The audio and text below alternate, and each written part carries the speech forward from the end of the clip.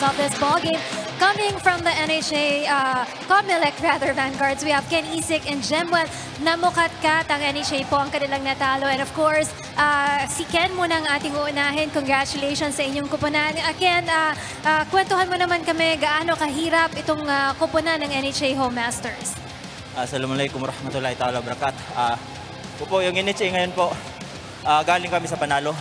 So para siguro naisip namin na yung kumpensa namin mataas. Hindi namin nakala, nakapaghanda pala yung NHA sa amin. Po. So do you think na yung presence ngayon ni Chairman George Erwin Garcia naging malaking factor para sa inyong kupunan para maganda itong performance nyo to end this year on a very good note? Opo, napakalaking impact po sa amin na nandito si Chairman sa amin. Kasi psychological po yung lakas namin na nandyan siya. Para siyang boss na sobrang lakas na. Opo, yan po. Yan, sino mga gusto mong batiin? Pasalamatan sa larong ito, mga naging inspirasyon mo. Go ahead. Una po, binabati po namin yung aming Chairman Garcia. Nandito po siya sa amin. At saka yung si Director Pistong, Director Boss LC, si Boss Patrick, at saka yung mga commissioners namin, si Director Olanyo din.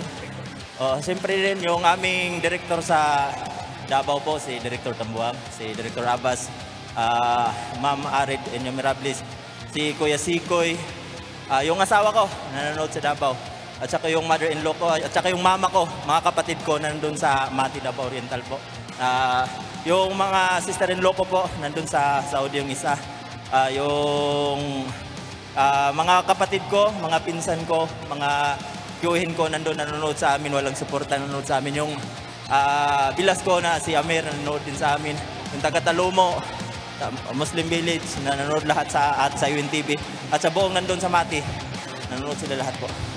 Maraming salamat sa iyo, Ken Isik. We now move on to Jemwell Namukatkat. Kwento mo naman sa amin na pressure ka ba on that last 28 seconds of that ball game? Yung turnover, yung steal, tapos hindi napasok yung 2 points, tapos biglang turnover again and another steal.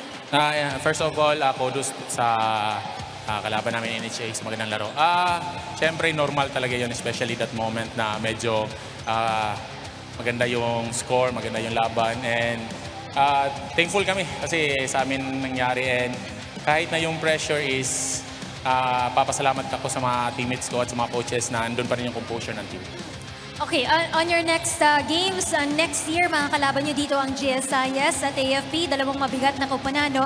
So, paano paghahandaan ng Comelec itong dalawang teams na ito before you move forward dun sa next round?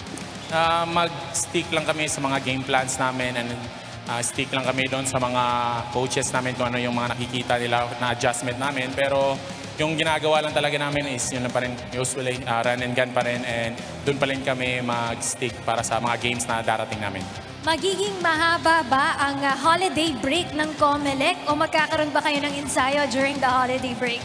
Mostly siguro medyo mahaba-haba kasi mostly sa amin katulad namin, tsaka kadalasan sa mga teammates ko is from Mindanao. So usually uwi muna kami, and after break, holiday break, siguro balik ulit kami and sama-sama ulit para makapag-practice ulit. Pero maintain pa rin namin na condition dapat ng bawat isa.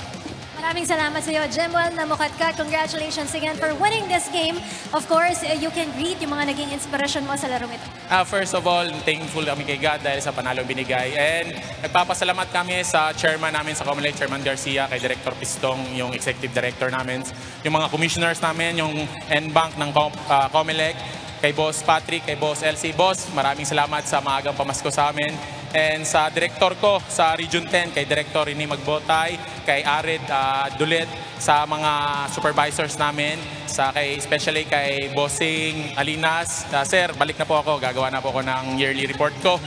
Sa mga kasama ko sa Misamis Occidental, pati sa mga pamilya ko, especially sa yung asawa at anak ko na nagpapabati na sa magandang asawa at anak ko. Yan, hinahanap ko na ata ng boss mo.